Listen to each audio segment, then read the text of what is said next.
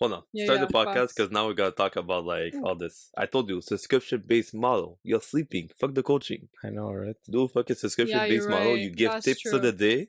Fam. You know the Discord does my investments. I don't invest my own personal money anymore like that. Like Discord, just whatever I get from Discord I buy ETFs. How many people you got on your Because Discord? I have like 30. That's fire. And they all pay USD. So if you're smart like that, you just do the conversion.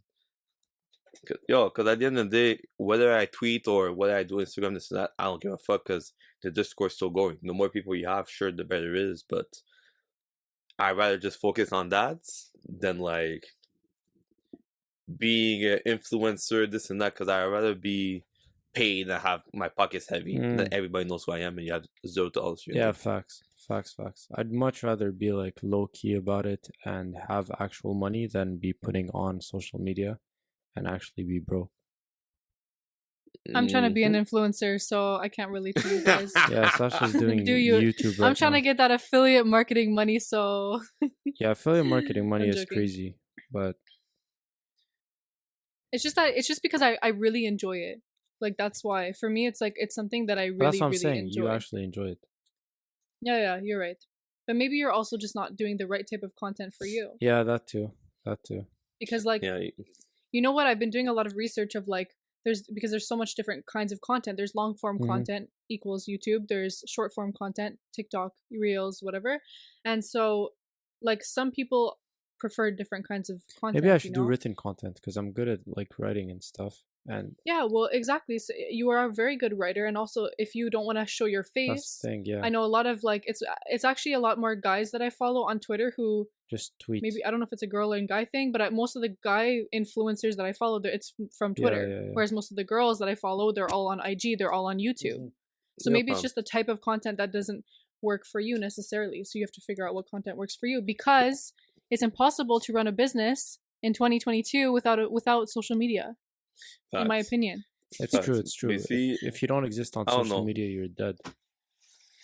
100%. But I don't know if Yeah. it's just me or just because I'm tired of Instagram or this and that. I just use Instagram to like talk shit at this point. Because at the end of the day, your numbers still run I for see you. your Like story. regardless if you, fam, I can't. Because at the end of the day, I'll say this. I ain't afraid to say it. My results are there regardless if people know me or not. You know, and that's Yeah. bar none. I don't give no fucks. Like I could leave the earth tomorrow, my results are still there. But at the end of the day, people won't believe you or believe what you're doing unless you're putting it in people's face. And that's the part I don't like about social media. But I really like every time I post a story where I'm like showing up my numbers, people are signing up, people are asking information.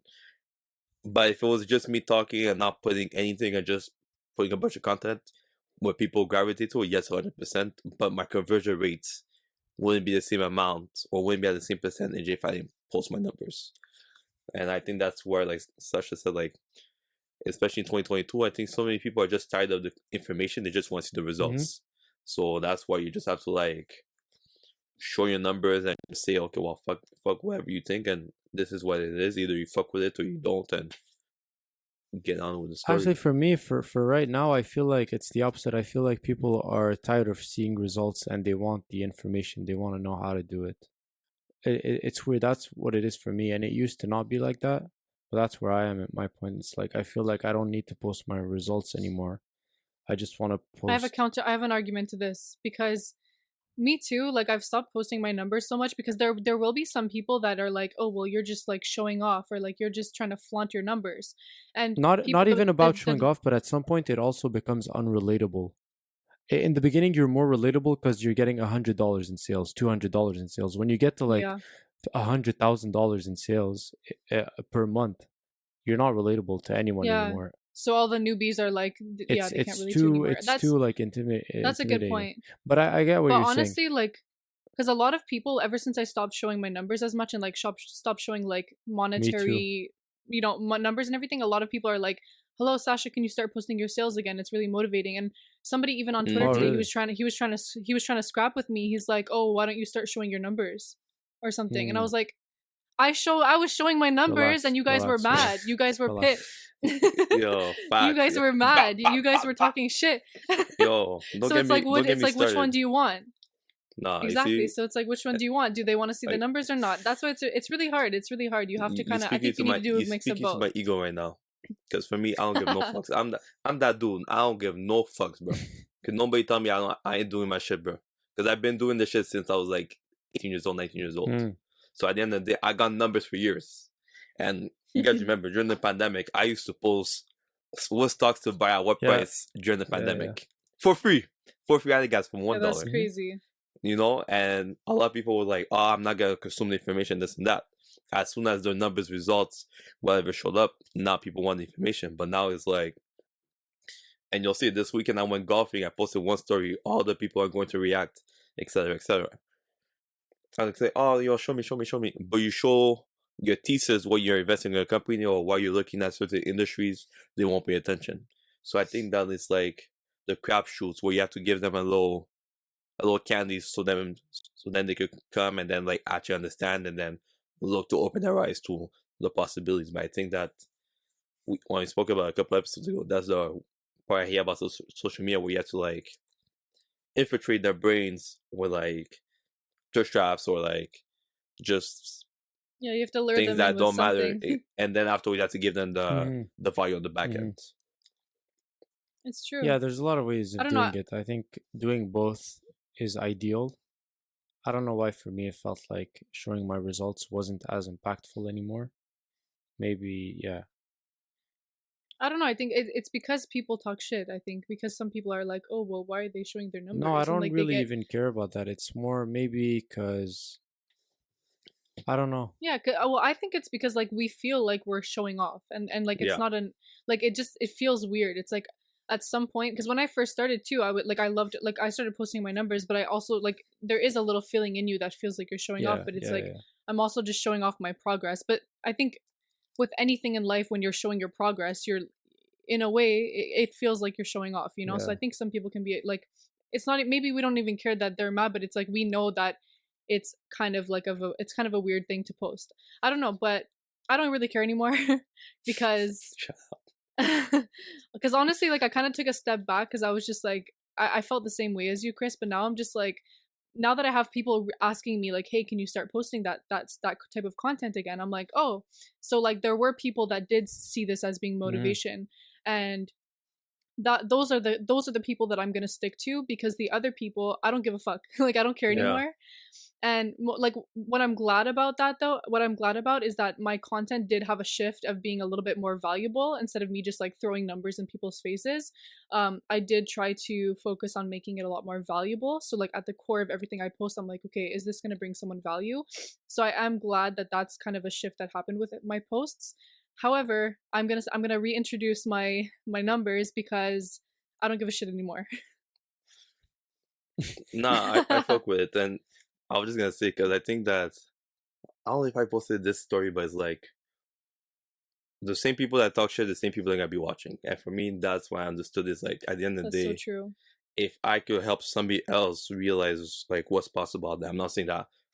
And you know, like I'm not saying I'm the guru. I'm not gonna say that. But if my progress could help somebody else throughout that progress, then I did my job. That's all I want to do. Yeah. I just want to show there's opportunities beyond what's available to you, regardless of your background, etc. But I think that, you know, people, and like once I did this, like this post is like, you'll think I was flexing, but I was, a stretchy dollar. And for me, that's my to my core. That's what I believe, because at the end of the day, some people are gonna think I was flexing, and good for them. Other people are gonna say like, okay, well, this is what's possible if you apply yourself to something. And those are, like Sasha said, those are the people where they actually gain something valuable, and those are the people who are in my DMs asking me questions and this and that. So at the end of the day, I think that so much is I think that also because that we're from Canada, that we're not from like a big city like New York, Miami, etc., when it's like acceptable seeing people in a Ferrari, this and that. I think that we're in a, I won't call it a low-key market, but like a secondary market compared to like big cities. You know, so every time you go out to eat this and that, it's like, oh wow, who does he think he is? Does he think he's in a different city, etc.? So I think that in the back of your head comes so to much. Exactly. It comes in the back of your head saying, okay, well, am I doing too much? Yeah, that's a really sad, that's like a sad thing to think about, because it makes you put yourself so much lower to kind of fit the people around you. It's hard when you live in a city where like there's no one really striving for anything, I guess. Yeah, everyone is so quick to pull you back to Mm-hmm. to the ground, or To humble Yeah. to us. humble you. Yeah. But I think there will always be people who don't like what you're posting, regardless of what you're doing. So I don't know. Like I guess you just have to have like tough skin.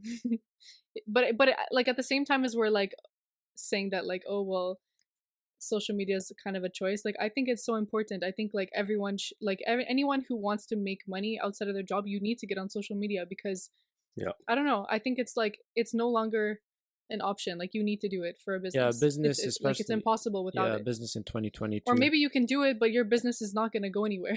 That's it. Like, Yeah, 100%. And at the end of the day, there are industries where you don't need, we'll say, like Instagram, Twitter, etc., where you need to be actively posting, but you need to have a social media presence on every single platform. People, we're in a society right now where you don't need a business card. People are asking what's your IG. If you can't say what's your IG and like I don't have IG, people will look at you funny. So, it's so true.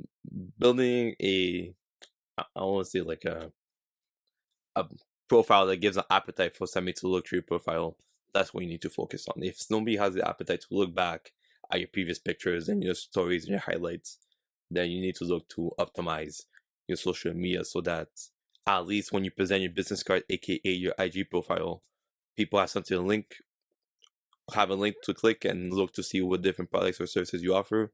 People have an opportunity to just follow you and look at the things you did in the past. And those are all things that work in your progress because those things are used to tell your story. mm-hmm. And once you're able to tell your story, then you control your narrative compared to people telling other people what they think about you. Yeah, facts. Facts. That's so true. I never thought about it like that. Like that it's like you're telling your story through social media. Yeah, you're documenting the process. You're documenting the whole Yeah. process. I think people, and as of right now in 2022, you still have a choice. You can still run your business low-key without posting on social media. Let's say if you do real estate, you're buying properties, you don't really have to have social media for that. Even like I was saying before with Amazon, technically I don't need to be posting anything on social media. It just depends on how far you want to take your business, your personal brand, your image. If you want to take it to that next level, then moving forward, you definitely have to have some sort of social media presence, whether it's on TikTok, LinkedIn, Instagram, Facebook, wherever it is, YouTube, Twitter. So yeah. But I kind of disagree because I mean I don't disagree, but because guys, imagine like with like Web3, all of these things that are about to be happening in the next 5 to 10 years, it's like we all need to be on social media, even if it's not for business. Like I feel like everyone needs to just get on social media because our whole future is literally social media. So we're like, regardless if it's for business or if you're doing real estate and you don't really like, you don't make money from posting on social media, it's like, just get on social media. Yeah, we've talked about it before. But it's like social media is now it's like a virtual game. We all have our avatars online. We're all talking to people 24/7, online networking constantly all the time. And so I wouldn't go so far as to say that everyone needs to be on social media because I feel like a lot of people don't want to. And for me, again, if it wasn't for my business, I would not be on social media. But it is a necessity for business purposes. And yeah. No, because I think that everybody needs to have a digital footprint. Like if you are able to have different avatars, like my avatar on LinkedIn is completely different from my avatar on IG. And 2 different types of clientele, 2 different types of stories, 2 different types of posts. Like you won't catch me on LinkedIn talking shit. But at the end of the day, on Twitter, I have Twitter. I'm not active on Twitter like that. I should be, but I'm just. That's not my you guys need to get on Twitter. I'm telling you. I'm gonna hire a VA to do all that shit because I think automate. It's easy, tough to guys. stay consistent. But I think I'm biased because like, Twitter's my social media, so I think I'm just used to it. But I think everyone just needs to figure out like what social media works best for them. Figure out what type of content like you prefer making, because it's true. Like you're gonna post a different kind of content. You're gonna have a little bit, or like you were saying, what you post on LinkedIn is a little bit different from what you post on IG. Like you're not talking shit on LinkedIn, and that's kind of like obvious. Like even me, my LinkedIn is like way more professional than my Twitter. And my Twitter is where I'm not afraid to say anything. Like even my IG is a little bit more professional than Twitter. Twitter's like I don't give a shit. So yeah, there's different contents on every different types of content on every single social media, and you just kind of have to learn. I think you can get away with like focusing on one single social media, and like some people they'll be like, oh, they're only popping on TikTok or something, and I think that's fine. But I think like eventually you need to kind of have social media everywhere because it's like you're missing out. But like just like literally, why wouldn't you? You know? I think the people who do it the best, I know, Charles, you have different things going on LinkedIn and on IG, because on LinkedIn you're still networking with people who have jobs and stuff. But I think the people who do the best on social media, Gary V, Hormozy, whatever his name is, it's because they post the same thing on all the platforms. Yeah. So your brand doesn't change from platform to platform. It's like the same content is pumped out on all the platforms. And that sort of consistency is what works. They're just posting as much content as possible and on different platforms. 100%. Then you see, well, we'll be able to do it. Like you basically recycle the same content from one platform, bring it over, bring it over, and you basically create ecosystem where you're repeating the same thing, and you get stuck in people's heads because there's no way of escaping what you're saying. So if your message is consistent, people are just gonna gravitate to you. And then, like Gary V said, and that's what we spoke about last episode. Don't get social media, or don't try and make money on social media if you don't have a niche. If you don't have a niche, if you don't have an industry where you're just say, I'm good at this, so I'm an expert in this, don't go into it. Because people are gonna look at you like this guy is flipping from thing to thing to thing to thing. It's okay to talk about different things once in a while, but at the end of the day, Chris Johnson has a watch company. I barely see him talk about his watch company. Yeah. Like when you're focused on different things, you could be involved in many different things, but stick to one or two topics that you're known for, dive in deep in those topics, and then afterwards leverage social media to gain more connections or to gain potential streams of income for those platforms. That's actually a gem, because I'm a bit lost right now. I'm posting a bit like of everything and a bit of nothing at this time. I haven't posted about Amazon that much. And no, that's really good. I think I need to just go back to the basics and do what worked and got me here, and just post about Amazon. And, you guys remember when I was excited for Amazon? Yeah, go Sasha. Oh, sorry. Sorry, my AirPods were bugging. I'm so sorry. Anyways, yeah, I was gonna say, fuck, I lost my train of thought. I'm so sorry. Continue. Oh my god. It's okay, go Charl. Guys, I'm so sorry. I forgot what I was gonna say. I'm so sorry. Because one of my AirPods died, so I just had to charge it in. I'm so sorry. Continue. No sorry, Chris, you're gonna have to edit this out. I'm not editing this. I'm so sorry. But what is about, so you guys remember when I started Amazon and I was like excited, cause I'm like, yo, this is exciting, this and that. Not saying that I regret posting those things, but I backed away from those types of posts because I let you guys be the expert in those two things. Like my main focus is on real estate and stocks, and right now, because my 9 to 5 mostly involves real estate, I think that's probably gonna be my expertise, because my life is centered about real estate. Stocks is what I'm good at, real estate is what I love. So it's probably those two things that I'll have to focus on going long term. But legit, Chris, what I had to do is legit write on a piece of paper. Okay, I wrote real estate, I wrote stocks, but I'm like, okay, within those categories, what topics I could talk about? ETFs, stock earnings, etc., etc., etc. And then afterwards, well, that's part two. But I'm like, okay, well, within those topics, what courses or what products and services can I sell on those things? And that's how I kind of like did the transition, or the transition I'm going now. And then afterwards, like I have like real estate Excel sheets that I'm gonna start selling and things like that are gonna come from the content I'm gonna post. So I think that's probably for people who want to make money online. I think you have to start from the basic, but really write it down instead of going with the flow. Because if you have an initial plan, I think it's easier for you to execute long term. Yeah. Why would anyone want to like care about your social media, or why would they care about you if you don't have a specific niche? Like that's what you have to ask yourself. Like this is to go back to what Chris was saying. He was like, oh, I feel kind of like lost with what I'm posting. Like you just have to ask yourself, like, why would somebody follow me if I'm just posting about my life, or if I'm not posting anything specific? You have to give them a reason to want to follow you. And also you need to ask, who is my audience? Like, why are they following me? like what is the content that they're looking for. You have to ask yourself those questions, because you need to have a specific audience. It's not so much like, oh yeah, this is my niche, I'm going to talk about selling on Amazon. Who do you want to specifically target? That's what you need to think about. So if you want to, I mean, obviously, yeah, you're going to target Amazon sellers or like upcoming Amazon sellers, but make that something that's very clear in your mind. And then you can work on starting to focus all of your content to those people. So every time you post something, ask yourself, is this like post catered to my people that I'm trying to post to, you know? And that's like a really good way to find your niche, or like figure out what direction you want to go in. And that doesn't mean that every single thing you post, like Chris Johnson posts about his watches here and there, like very rarely, but he still does, you know? And he posts at the gym. Sometimes he's at the gym.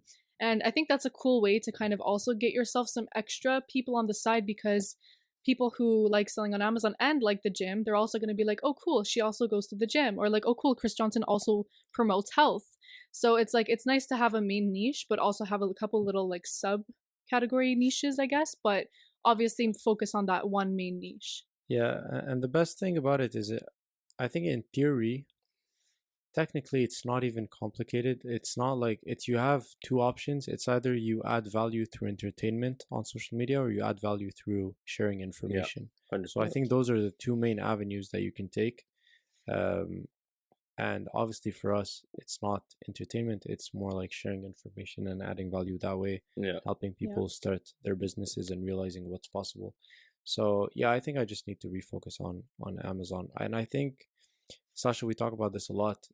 Last year you had to move, and that disrupted your life a lot. This year it's happening to me.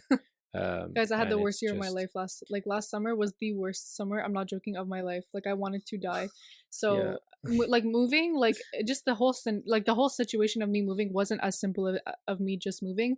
And for you, Chris, it's not as simple of like as you just moving. So obviously, like when there's a big life event that changes your whole scenery, like it's changing a lot of things in your life, it's not like something that we necessarily take lightly. So it's understandable that your business is going to be a little bit like, you know, it's going to get affected a little bit. Step back a bit. But I think if you have a 9-to-5 in these moments, nothing really changes. Like that's the sort of good thing about having a 9-to-5 is the stability, that no matter what's happening outside of your life, you're still getting paid you still have to go to work. Yeah, it's true. And like, but with this, it's like sometimes if you don't, I don't know, if there's things in your life. Well, it's because it's you motivating yourself. It's there's no one holding you accountable. So if something really bad or like something that's stressful that's happening in your life, you're more likely to be like, oh well, I don't have the time or motivation or the want to do this right now because so much is going on, and there's nobody else there to hold you accountable. So of course it's going to be a lot easier for you to be like, oh well, I'm just not going to do anything because I'm really stressed. Whereas with a job, if you don't go to work, your boss is going to be like, where are you? So that's the thing that makes it really difficult, is not having the accountability. I wanted to just go back about one thing that you guys were saying about content. Charl, you said that like there's something that you can do to kind of repurpose content like through different social medias and stuff like that, and like focus on the same niche like within all of those different social medias. And I wanted to mention something too, like so every social media will have like a different type of content in terms of like not the niche. Obviously the niche will stay the same, but the content itself. But what's really cool, there's actually a girl named Vanessa Lau on YouTube. If you guys don't know who she is, go check her out. She makes like YouTube videos about how to like grow your YouTube and stuff. But basically she talks about like making different kinds of content, and something that's really cool that I was doing this kind of naturally, but then she really like broke it down for me. But basically, if you make YouTube videos, you can cut those into reels. If you make YouTube videos, you can write out the script of your YouTube video and then use that script as a tweet or a thread. Make it in tweets, You can also use your tweets as carousel posts on Instagram. Do you guys know what that is? It's like when you screenshot your tweets and you do like a slideshow on Instagram. And so she was just saying how like there's so many ways to repurpose your content. And it's the exact same content. It's like I'll see her exact same YouTube video script basically written as a tweet. And so there are so many ways to kind of repurpose that content. I just thought it's so interesting to see it broken down like that. But even me, like I naturally started using some of my threads that I've written like last year as like scripts for my YouTube videos. So I'll go back to my tweets, I'll go find those threads that I wrote like I said a year ago, and then I'll literally use that exact same thread as the talking points in my YouTube video. Yeah, so it's like there's so many like interesting ways of how you can repurpose all of this content. And anyways, I just thought that was really helpful when I heard that on the YouTube video. Are you saying we should all start our own YouTube channels? Yes, and I have an argument for that of why. YouTube is the best type of social media to learn right now because it's the hardest one. And long form content is the hardest form of content to make because you're going to be editing, instead of editing a 20-second video as a reel, you're editing like a 20-minute video or even a 1 hour video or whatever. And that, like, if it all starts from YouTube, like if you make one YouTube video a week and it all starts from YouTube, that YouTube video becomes a thread. That YouTube video becomes individual tweets. That YouTube video becomes carousel posts on Instagram. That YouTube video also becomes reels. So it's like, if you learn how to make a YouTube video, you're going to have the skills to be able to make all of those like short form types of content. And also like, you're going to learn so much because YouTube is really hard. And like, you have to learn like editing, just the tech issues alone of YouTube, like uploading, and like if you mess up the uploading time and then you don't get to post your video, it's like there's like every day I'm learning something new that I'm like, wow, this is hard. But it prepares you kind of for the worst. So it's like once you master YouTube, everything else is super easy. Yeah, but I have So a get on question YouTube. though. For people who don't have time, how about this? For people who don't have time but want to have a social media presence, what are ways to leverage social media or lack of time to have a maximum return on investment? Because for me, that's how I break it down. I'm like, I need to have X posts, have X number of followers, or to have X conversion, or ta ta ta ta ta ta. So how can some people who did have a lot of time leverage social media with lack of time for maximum results? So I don't think it's that complicated. Let's assume that if you don't have time, it means you have money. Okay? Because if you don't have time and money, then 90% of the people. That sounds so discouraging. They still have a chance too. A lot of people don't have time. Like, oh, if you don't have money or time, sit down. No, but if you don't have time, then you should have money. You know what I'm saying? Chris, you give credit to too much people. Too much people are broke. Because what are they doing with their time then? Well, are you spending like all of your waking hours just chilling? Because I want that life if that's possible. Bro, you work 37 hours and the rest of the week is like you're chilling with your money. And then you repeat. Yeah, but that's what I mean. So they should have money. Or no? No. Okay. So for the people who have no time and no money, I don't know. Let's do what we said in a previous video. Buy a pack of water and go sell it individually, and just hustle your way up that way. You need to increase your income. But get a second job. How about that? Get a fucking get a second job. Go get a gas station. Yeah, get a second job. I mean, I hated when I got second jobs, but that was my first introduction to like increasing my income, was getting a second job. That was like $500 side hustles video. You can do that too. Drop the link. Yeah, we'll put the link in the description. But to answer the question, if you don't have time and you should have money, or even it doesn't have to be that much. You can just hire someone on Fiverr. You can pay people very low amounts to help you run your social media for you. There are social media agencies, but let's say you just hire an assistant and you pay them, you train them, you tell them what you want them to do for you, and you oversee their work a lot, especially in the beginning. You oversee them as much as possible until they get it, and then you can sort of leave them to their own devices, and then you trust them with your social media and they can post content for you. Yeah, does that make sense? Yeah, it does make sense. I have another idea to add to that. So I mean, like when I was working full time and doing Amazon, so I think that would give me like an excuse to say I had no time, right? Like I was running a business and working full time. So I was, but in the early days, no, because I wasn't touching any of the profits, and I was just living. I have a lot of bills. Like I pay a lot of bills, So to like, I could argue that technically no, I didn't, because in the early days I wasn't like, in the first couple of months of your business you're not making that much money. So anyways, basically during that time I was also posting on Twitter. And what I really like about Twitter, I think Twitter is kind of the best place to start when you're like, when you're really from starting from the beginning, because, or like if you have no time, because Twitter, you don't have to show your face.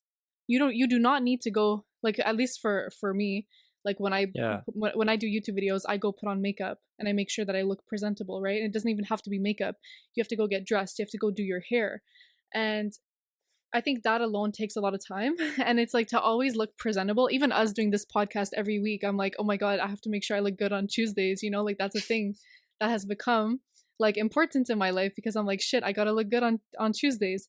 And it's time consuming. So I don't know, it's like, I think Twitter is a really good place to start, because you don't have to show your face, you don't need to look presentable.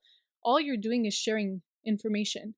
And like a lot of things that you can do to find inspiration of what to tweet, like what to tweet. Like if you're not somebody that's naturally good at writing and you're like, well, what am I going to write about? Obviously find a niche first, but go watch like, or go listen to podcasts, watch YouTube videos, go listen to podcasts, read books. A lot of the tweets and threads that I've come up with, or like inspirational things that I've been able to come up with, a lot of the inspiration came from books, podcasts, things like that.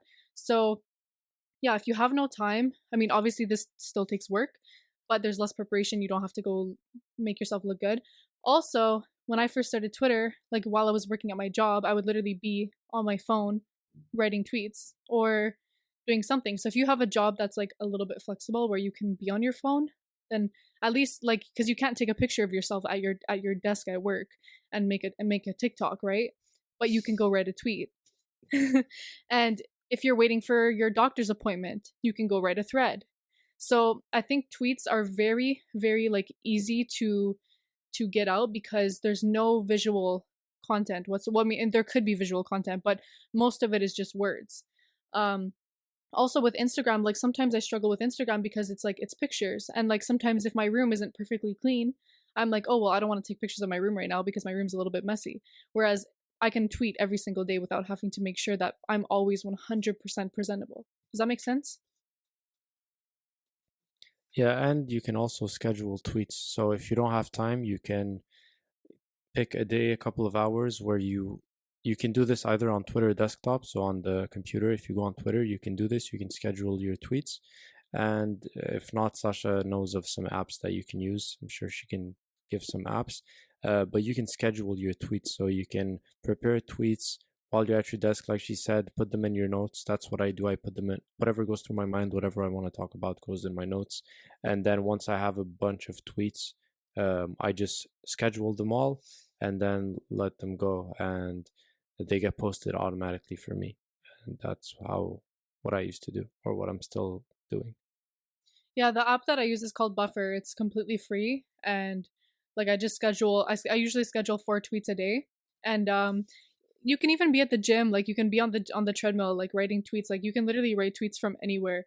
So and like you. Oh, anyways, I'm just like, I love Twitter for that reason. But I think that's the best place to start for somebody who has no time. Yeah, but also like we said, you can't just be tweeting nothing. You Yeah. either have to tweet something entertaining or you have to tweet about information. So you have to be providing some sort of value. You can't just tweet nothing. You know what I'm saying? At the end of the day, people, if you want like a quick way, try to find a way to have some valuetainment. If you're not posting informational content, look to find memes or create memes that have to do with your niche.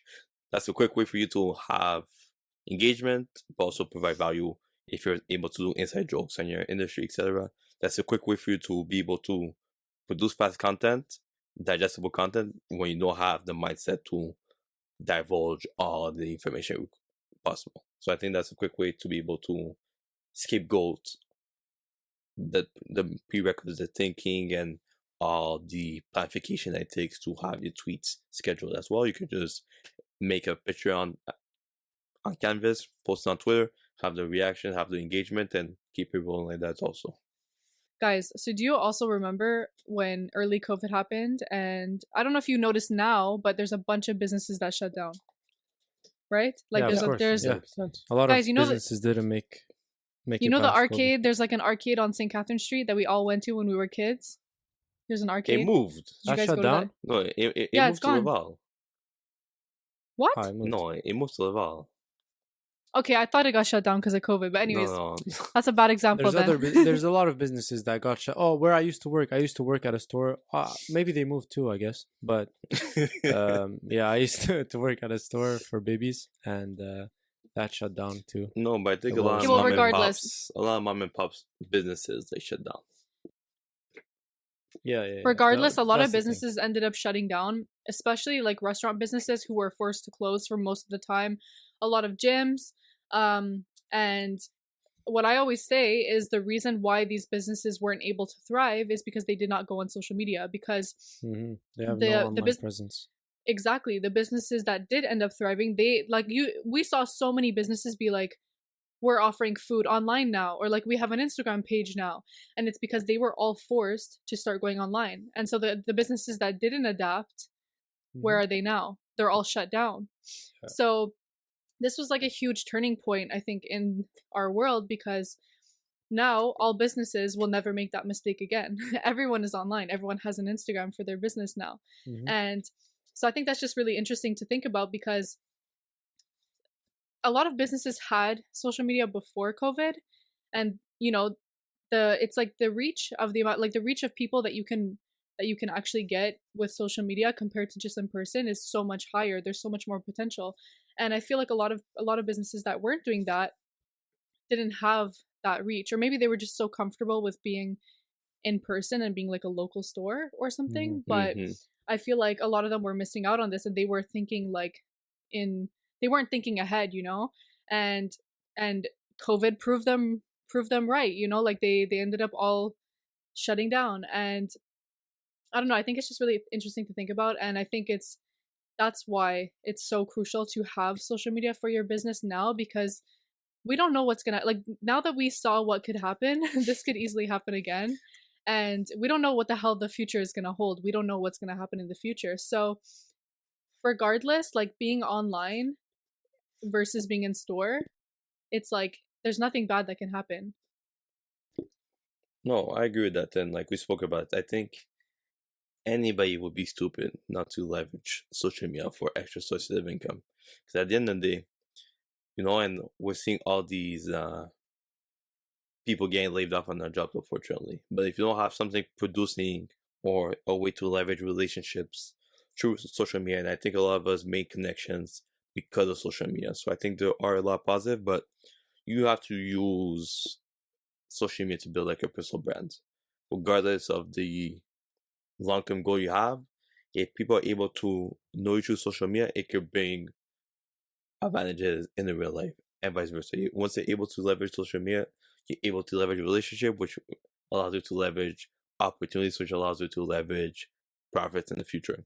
So I think it goes back to what Sasha said, having a mindset to think forward. Even though I don't like TikTok, I'll have to find a way to get on TikTok. Sometimes you don't want to do certain things, but you have to find a way to be in front of people who, especially the younger generation, is having a short attention span every single year. You know, now you have like 7 seconds or less to get somebody's attention. If not, then they'll just swipe So left true. or go swipe up. So at the end of the day, having valuable content in a short amount of time that's digestible is going to be the new challenge for everyone.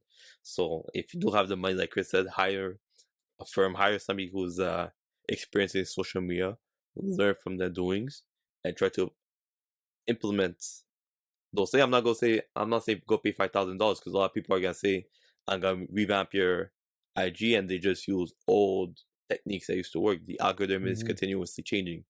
Look to see what people are doing well, implement those things in your own strategy, and then afterwards, like Sasha says, a trial and errors. Figure out what works out for you, figure out the type of content you want to make, and then afterwards you'll have your fan base. It's better to have 100 people who are loyal to whatever you do than have 2,000 people who are just looking at your stories and don't contribute to your pockets directly. Yeah, Yeah. So Yeah, for true. sure. Sure. I think they say once you have 1,000 people that believe in your product, if you can get to 1,000 people that believe in your product, you're all set. You're all Yeah. good to go. Because after that, it's just what's the expression in English? Like Snowball effect. bouche à oreille. Mouth to ear. Oh, is that it? Okay, Like then, yeah. So it's gonna keep passing on to other people. Is that what you Yeah, mean? word of yeah, mouth. exactly. Yeah. Yeah.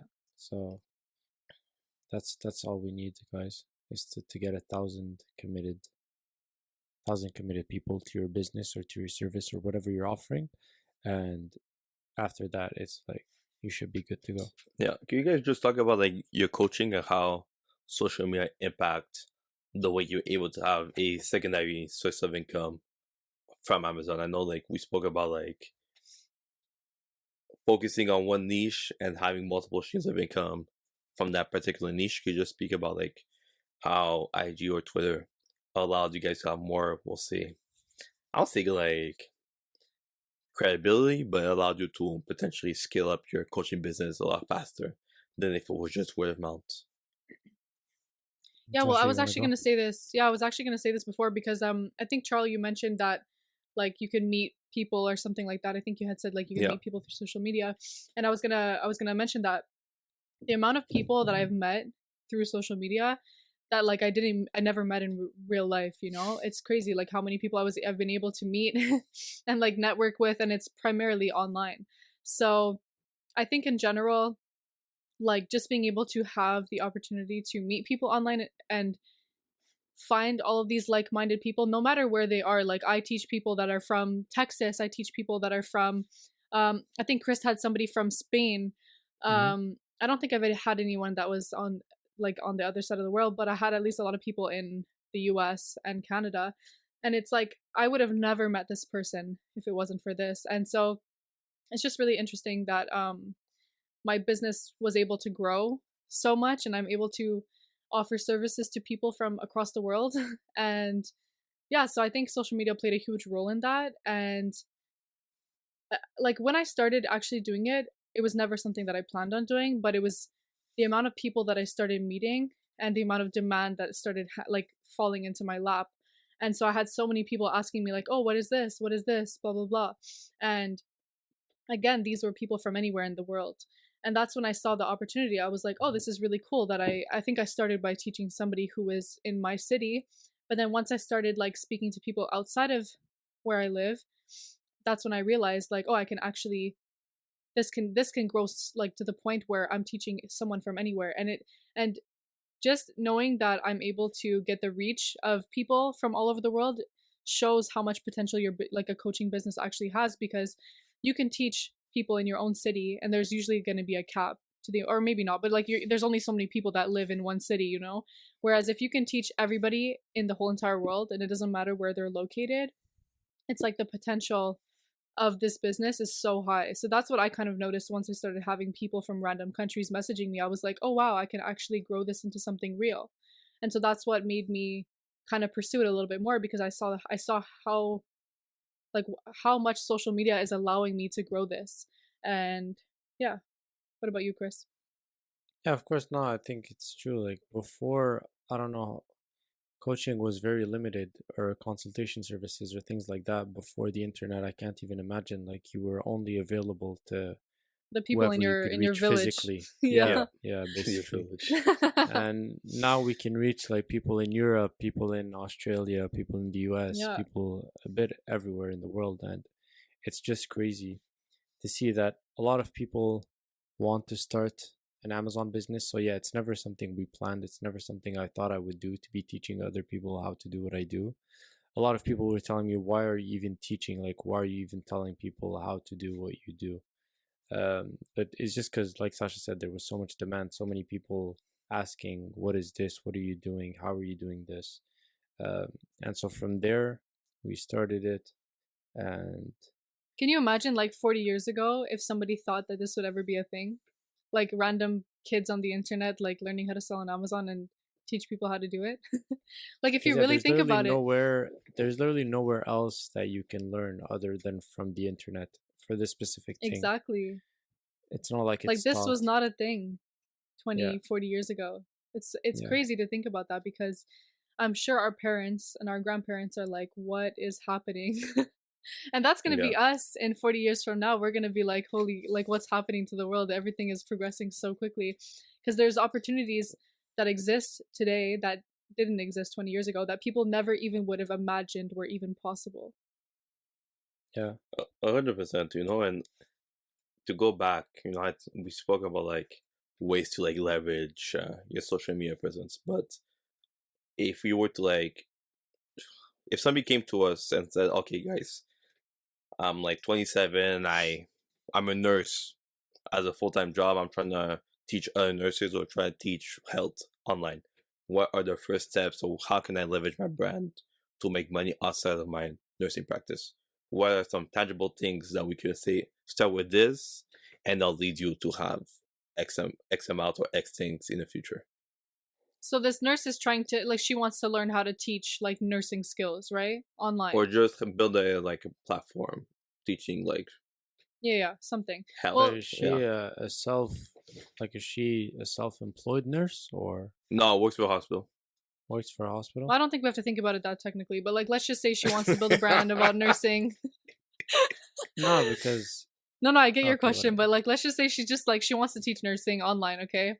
Or like, maybe it's not such a serious topic. Like, it could be something that's a little bit less like professional, you know? But don't you need a nurse? That the reason I was asking is because you need a nursing license or something. Yeah, but what if right? she's You teaching? can't just start. But what if she's just Like teaching like helps. little skills, like, oh, if you're Oh, just like yeah, if she just wants to share the information that she knows, like something that you don't need to like actually have, that you don't need Yeah, permission yeah. to actually teach someone, like Ah, to okay, like, you're okay. not teaching them how to do surgery or something, you know, like just something like yeah. little something health, let's just say health. So Or what I like would tips. Yeah, so what I would tell her first, number one, is like I said earlier in this podcast, is figure out who's your audience. So number one, ask yourself who is going to be your audience, and like why would they follow you? So those are the two questions you should ask yourself first. Write it down too. Write down a bunch of ideas. Figure that out once you've settled on exactly, okay, I'm going to do health, and you know, you can have some subcategories on the side, like you're doing health, but you're also going to do like nursing practices or fitness, and like 3 other little subcategories. So make sure you have your number one, and then you have like 3 somewhat related things on the side. That's what I would recommend. And then start posting content, and make sure that every single thing that you post, at the core of what you're posting, is valuable. It's valuable to those people. I already said this before, but that's like, I'm gonna say it again, because that's literally what I believe is the recipe of how you're gonna build a brand and how you're gonna attract people. So start posting valuable stuff. Make sure it fits the audience that you've already decided that you're gonna have. And like, once you're clear on that audience, making content shouldn't be difficult. It should be quite easy, because you know exactly what, like, you should know what they want. But also, we've touched on it earlier. She has to also decide what type of content she's going to make. Yeah. What type of content is she good at? So that changes from person to person. Facts, She that's might true. prefer to write, so she could start a blog. She might prefer to be in front of the camera, so obviously she can go on YouTube. So she has to really, you have to analyze yourself before starting something like this. You can't force it too much either. You have to really self-analyze, understand what you're good at, what you're not good at, and that'll just make things easier for you in the long run. I would combine the two, like what Sasha said and what you said is definitely, it's all perfect, hand in hand. Yeah. What I would do, even if I was pretending to be on a podcast, I would just legit clip myself talking about the subject I'm good at. Make 5 different t-shirts, make 5 different videos, I post online. Take the same video, put it on the blog, start writing about it in more details. So when you start building your credibility, you just repeat the same thing, and then afterwards, people come to you for a specific advice. We saw it when, remember back in the day when like men fashion like came out to like 2013, 2014, like the guys will wear suits, the shoes, and they'll tell you exactly for what reason you have to wear it. I think that's not that's lost, but I think that is misused. So basically that's what I would do. And then afterwards, just try to build a community, try to get other nurses, do it. Guys, a day in the life is really useful. Whenever you're able to post little bits of what you do in your day, I think that's what makes people relate to you more. Regardless if it's motivational or they relate to or they have questions, every time I'm able to post something about my life that has nothing to do with my specific niche or it may relate to my niche in some way, I get more feedback on that than my other posts. So I think that Yeah, if it's so you're true. able to do a mix of those things, you'll be able to build a tribe faster. And that's one thing also, like, at least for me, my strategy is to give you as much as information as possible, build a credibility, then you ask for the monetary value afterwards. Because Yeah. once you're able to Yeah. say, I trust this person has proven to me that they're able to help me out, then I can ask for help, you know? And for me, I was posting stock tips during the pandemic. I didn't know, well, I knew it was illegal, but I was like, oh, well, people need help. Once I understood that, like, you know, there's ramification for posting that things online, I took that same concept elsewhere. Now, I won't say stock advice, I just say it's for educational purposes only, you know, and you do what you want with that information. But I think the moment that you're able to build a tribe, and we don't have 10K followers, you know, like we're able to have some part of like 2,000 followers and have a community of people that support what we do and are able or are willing to give us dollars because we prove that we have a certain expertise in a certain niche. So I think people have to establish, even if it's not your niche, do whatever you're good at your 9 to 5. If you're good at write emails, start showing people how to write professional emails. Like, take the task that you do the most or you're good at that your 9 to 5, leverage that into your niche. Yeah, You like make take money something. outside your 9 to 5. Yeah, like take something that you're good at or take something that you've found success with and just start posting about it. And the more you post about it, like people will start to like if you put the title of what you're doing in like your bio on all of your social medias, people will search for these things and then they'll Yeah. eventually find you because they're going to be searching for whatever health, fitness, whatever, and then they're going to find you. So I think that's another way. Also, Charl, you said Gem. yeah, you had also said like follow other nurses. That's a really good one too, because when you're surrounded by a bunch of people who are also posting the same content as you or the same niche as you, one, it helps you get more ideas of what to post. Number two, it helps motivate you to keep posting. And number three, like if you're friends with, for example, if somebody follows Chris because they're like, oh, I saw this guy tweet something that was really valuable, and then they see that Chris is also friends with me because he engages with one of my posts, they're going to be like, oh, well, who is this girl? I'm going to follow her too because she's talking to this guy, Chris, who I really trust. And so the more that you show yourself in your space of your niche, and the more people that you engage with who other people know as a guy who's or a girl who's really good in that niche, and if you're associated with them, they're going to also trust you just because they know that other person. So I think that's a really important or like a really good idea, as well as like to surround yourself by other people who are also in that same niche. And two things. First off, I think we all do this. Putting in your bio, I help people do X. I think that once I started doing that, I think that's probably the game changer, because two things. If people can ask you what you do exactly, and then you give them a whole brief of what you do, or people can understand exactly the niche, and if they resonate when you're trying to do, they'll follow you right away. And like Sasha said, I think that's probably the best way. Your bio is probably the most important thing. Good headshot for your profile picture. But your industry that you're in, and last week we spoke about entrepreneur finance if you're on IG. For the specific industry that you're in, but also put a link tree if you have too many things that you offer. Oh yeah, I think link those tree are is all so things helpful. I think those are all things that provide. Or if you have a website or a service, put in your link in your bio. And I think those are all things that just convey to people that you're actually serious, because there's a lot of spam accounts, etc. And like just engaging the fact that you're serious and this is what you do, even if you have 500 followers, I think it just provides you credibility. And For the second thing I sure. wanted to say is that for people who don't feel comfortable because they have like already a pre-established IG or they have a pre-established Facebook or pre-established Twitter, go create a new one and start over. You know, that's what I did. Yeah, I have Yeah. one IG for my personal and one IG for my was investor, and I think that's probably the best thing I did, because you know, like I don't feel like, or not everybody from my old life needs to know what I'm doing right now. But Yeah, that's facts. by doing so, I was just able to concentrate on that. They feel any type of way about or conflicted if I had to post a certain type of content, and more people gravitated to that, and people from my personal IG follow me on my other IG. You know, So at it's some like the point, people that want to with see the your content, investors, they're gonna follow you. exactly. And And you know, at some point, with the investors gonna be my primary IG, and my regular IG is gonna be my Finsta at that point. yeah, and I have a tip on that. Like, don't, if you're doing that and you're creating a new account, don't spam your friends or your current followers to go follow that page, because it doesn't work like that anymore. No one cares about your new page.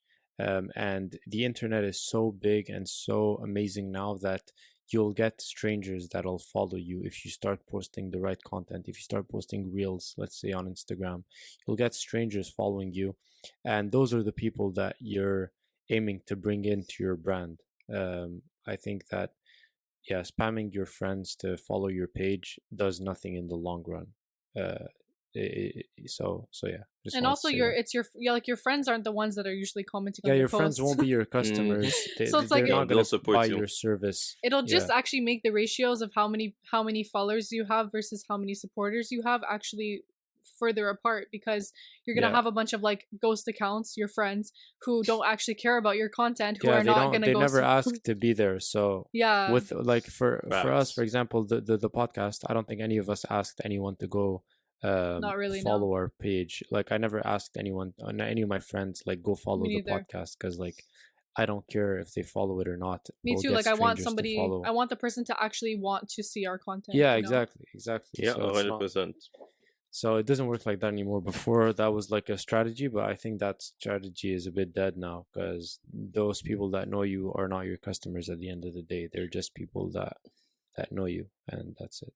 Yeah. Yeah, and one tip, because that's a good tip though. If you're able to link up with like 2-3 people from your industry who have the similar niche, try to do a giveaway. You know, say follow these 3 people, comment 3 people in the post, and you'll give away something that's suits your niche. I think that's probably for some people who just started out a new Instagram or new Twitter. I think that's probably the best way to gain some followers, gain some traction, and then your posts are gonna carry you forward to having expansion on those platforms. I don't know how it works on TikTok, but I think for Twitter and IG, I think those are 2 good ideas that could be actually implemented. Yeah, I see a lot of people doing that. Like a fitness girl will join with like a girl who does nails, and then someone who sells like healthy food. So like it's a whole package of like wellness stuff, and then they all do the giveaway together. It's a really really good idea because it's bringing attention to like all 3 accounts from everyone's specific audience, and so the people who are into fitness, they're probably also into like the beauty stuff too a little bit, right? And also into like healthy food. So it's like you're bringing a niche that's not necessarily in your niche, but it's like a subcategory, I guess, of your niche into like your audience, which is pretty cool. So yeah, it's like you can bring people who typically wouldn't normally be on your page to your page just by doing that. It's a really really good idea. But it's also a double-edged sword, because again, with giveaways, it's like they're only following you because they want to win. They're all exactly, they follow you because they want to win, and then after that they don't. No, really but care. you know what? They might unfollow. A lot of time, it's true. I think people forget to unfollow. Forget to unfollow, yeah, but it's like you really need to be doing giveaways, like you said, in your niche, because at least that gives you higher chances of them sticking around. Yeah, as long as they're like similar. But if it's like, yeah, if it's nothing to do with what the person actually wants to follow, then even if they don't all follow, that's like a useless follow. Yeah, you know, it's not like gonna. Well, maybe you could pique their interest later on. But yeah, it could be potential, but but also like I've stopped. Like I think when giveaways first became a thing on Instagram, everyone was like, "Oh my god, giveaways!" But now, like when I see a giveaway, if I don't really care about the product or the company, I don't follow them, because I don't like. I follow way too many people on Instagram that like I'm like, ew, I don't want to follow them because I don't know this company. I don't care. If it's something that I really don't like, like I'm not.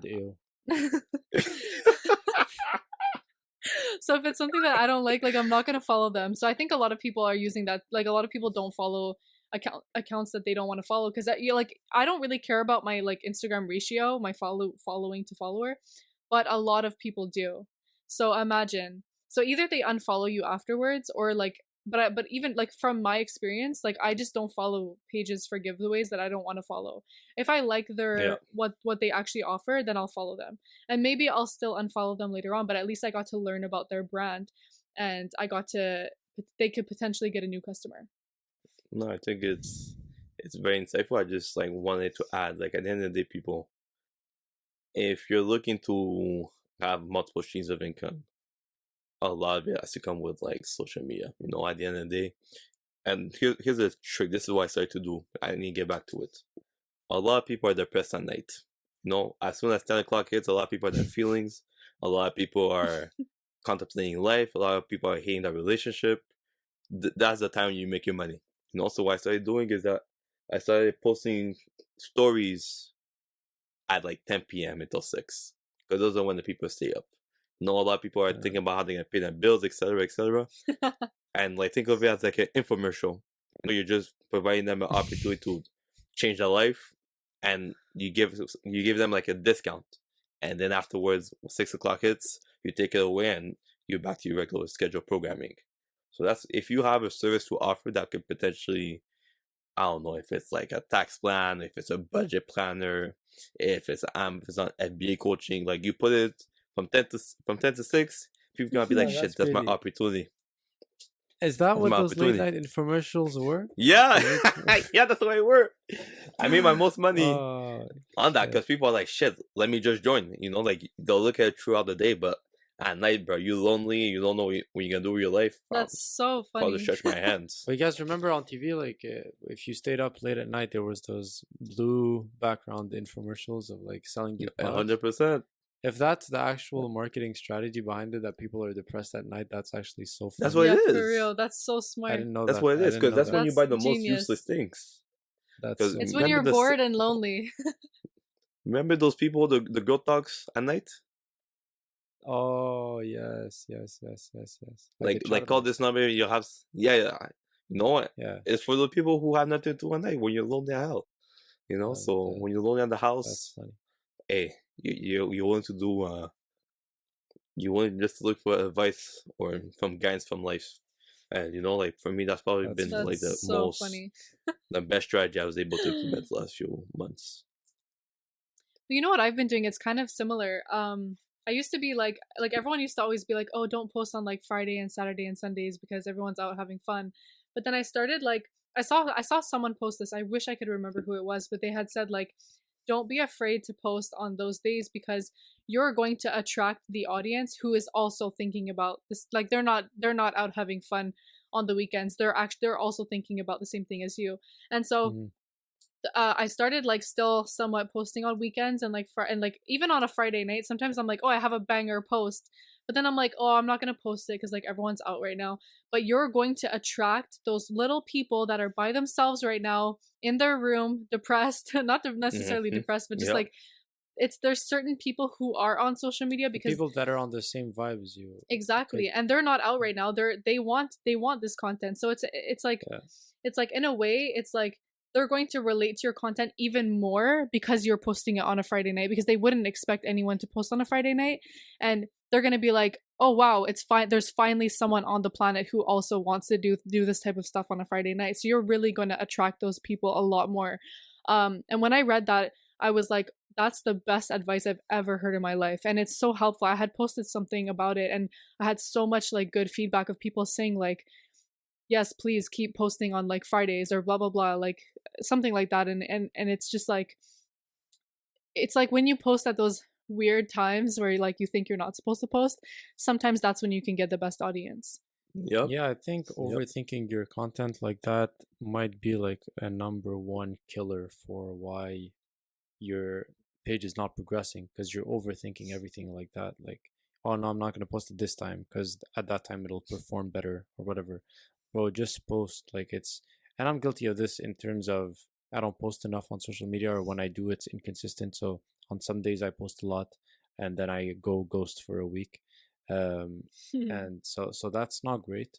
For me, what I like to do is like, I like to post the most during the week and then chill out over the weekends. Yeah. And then it's just funny to see the comparison where everyone is just quiet during the week. So it's super funny. And then everyone's like having a great time on the weekends, but then it's like quiet during the week. So I like to post when it's quiet during the week, because for me that's everyone's watching.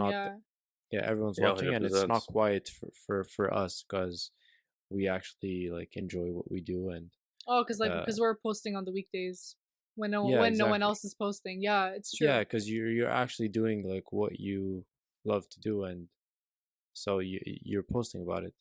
And then on weekends, it's like it's more personal. Like Yeah. whatever I'm doing on the weekends is more personal, that I don't have to share it all the time. Yeah, so it's you know? literally like the opposite. Yeah, it's the opposite of what other people are doing, where Yeah. it's like during their business hours, they're not posting anything because it's their 9 to 5. There's no need to promote that on social media. And then they promote their personal lives Yeah. on social media during the weekends. Yeah. Which, You see, Yeah, that's interesting. I agree with Chris, and that's my strategy. At the end of the day, people lose, especially during like 11 to 1 prime time. And sometimes I'll post story 1 minute apart from each other because it's like people are basically trying to tune out whatever they did prior to lunch, and I'll be on Instagram just trying to like swoop through stories. So if you're able to put a banger, then that's where you have the most reactions, you know. So at the end of the day, you have to take advantage of peak hours throughout the 9 to 5 schedule. Before 9, during lunch, at 3 to 4. You know, if you're able to take advantage of those peak hours and like base your posts within those time frames, especially during the week, you're able to have more engagement because that's when you have most eyes on the app at one time. Yeah, that's true. yeah. All right, guys. I'm breaking up with Sasha. No, I'm kidding. Yo, first off. This is overflow right here, bro. This is overflow. We need to have a contract in place if case that happens. Like, I need to have like, what happens when you first get divorced? We talked about it. Sasha's like, no, there's no way I'm doing the podcast anymore. Fam, Like, yeah, I need equity. Yeah. We need to talk about this, bro. I need like equity or stuff like that. Wait, but let me finish the actual Yo, but you gotta keep this in though. You gotta keep it in though. There's no way. No, fam. I gotta do like bi-weekly podcasts, bro. For real. All right, guys. Well, thank you for watching Untold Gems. This has been another great episode. Leave any comments if you've enjoyed our content this far, and we will see you next week.